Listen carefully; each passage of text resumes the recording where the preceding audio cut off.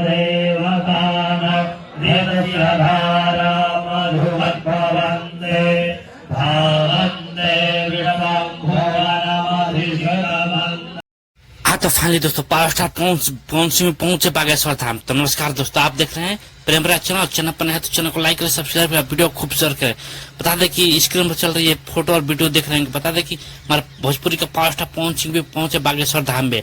और सिर्फ पवन सिंह ने, उनके साथ भोजपुरी के महानायक मनोज तिवारी पहुंचे और दोनों ने मिलकर बाबा से खूब बात अच्छी आशीर्वाद किया। और स्क्रीन पर चल रही है वीडियो देख रहे हैं। बता दें कि भोजपुरी के बॉलीवुड के बहुत ही वर्सेटाइल एक्टर गोविंद महादेव भी पहुंचे हैं और पवन सिंह के साथ तीनों ने मिलकर बाबा का आशीर्वाद लिया और पूजा पाठ किया। और पवन सिंह ने भजन कीर्तन भी किया। बहुत जबरदस्त नजारा होने वाला है क्योंकि पहली बार भोजपुरी के पावर स्टार पवन सिंह बागेश्वर धाम में पहुंचे हैं।